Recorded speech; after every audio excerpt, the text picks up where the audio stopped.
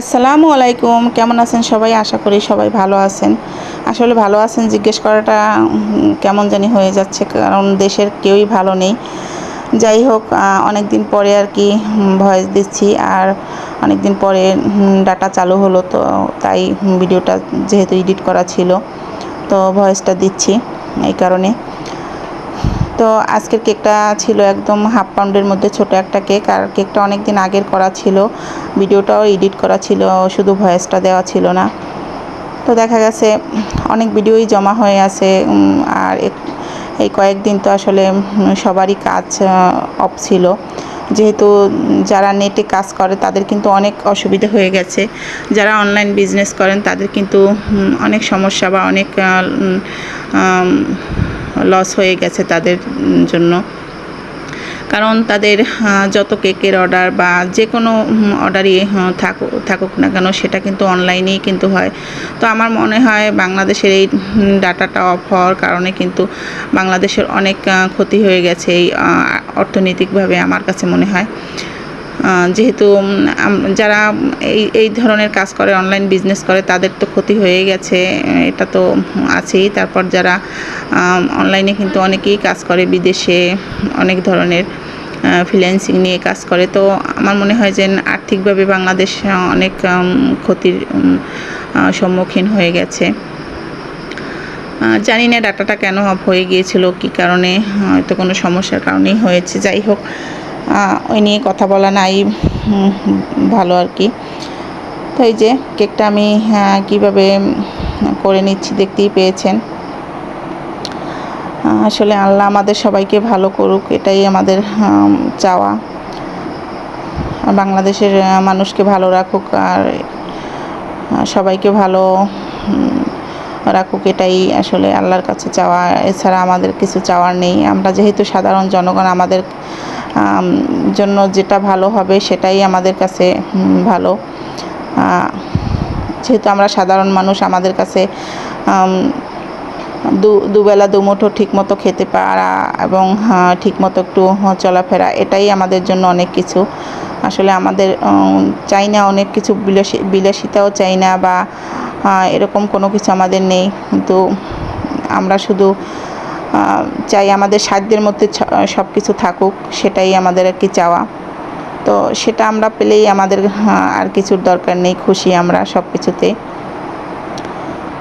তো এই যে কেকটা আমি কথা বলতে বলতে কিন্তু কেটে নিলাম, কেটে তারপরে আমি ক্রিমটা দিয়ে নিচ্ছি। আর কিভাবে আমি একটা রাউন্ড শেপের কেককে হার্ট শেপ করলাম কথা বলতে বলতে দেখতেই পেয়েছেন।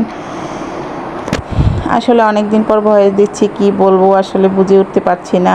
ভয়েসটা দেয়াই কেমন জানি লাগছে আমার কাছে, যেহেতু এই কয়েকদিন এমন একটা শ্বাসরুদ্ধকর অবস্থায় সবাই জীবনযাপন করছে, আর এখানে বলার কিছু নাই। তো সবাই সবার পাশে থাকবেন, সবাই সবাইকে সাপোর্ট করবেন। ইনশাল্লাহ আমরা হয়তো একদিন দেশটাকে আরও উন্নত করতে পারবো, বা ভালোর দিকে নিয়ে যেতে পারবো ইনশাল্লাহ, আল্লাহ যদি সহায় হয়। তো এই যে তারপরে কিন্তু আমি একটা অনিয়ন নজল দিয়ে ছোট ছোট করে ফুল করে দিচ্ছি। আর অনিয়ন নজল দিয়েই কিন্তু আমি এই ধরনের ফুলগুলো করে থাকি, কারণ অনিয়ন নজল দিয়ে ফুলগুলো আমার কাছে মনে হয় যে একটু ভালো হয়। আর কেকে কিন্তু আমি চেষ্টা করি সব ধরনের টিপস আপনাদের সাথে শেয়ার করার, তারপরে সব সময় দেখা গেছে সব ধরনের টিপস শেয়ার করা হয় না, বা বলা হয় না, অন্য কথা বলে ফেলি। দেখা গেছে কেকের কথা বলতে বলতে বলতে সব সময় ভালোও লাগে না, তো আপনাদের সাথে একটু অন্যরকম কথাও শেয়ার করি বা মনের কথাও শেয়ার করি। তো তারপর যদি কোনো কিছু বোঝার থাকে বা বলার থাকে আপনাদের, অবশ্যই আমাকে কমেন্ট করে জানাবেন।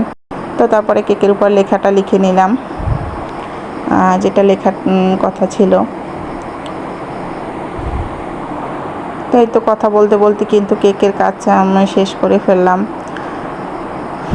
আর যারা আমাদের ভাই বোন, মা, যারা সন্তান হারিয়েছে, যারা ভাই বোন হারিয়েছে, তাদের প্রতি অশেষ, কি বলবো, আসলে বলার ভাষাই হারিয়ে ফেলেছি আমরা। দুঃখ প্রকাশের কোনো ভাষাই আমাদের কাছে নেই। আর এটা কখনোই পূরণ হবার না, যাদের হারিয়েছে সেটা। তো আসলে জানি না শান্তিপূর্ণ একটা আন্দোলনের মধ্যে কিভাবে এতটা অশান্ত হয়ে গেছে।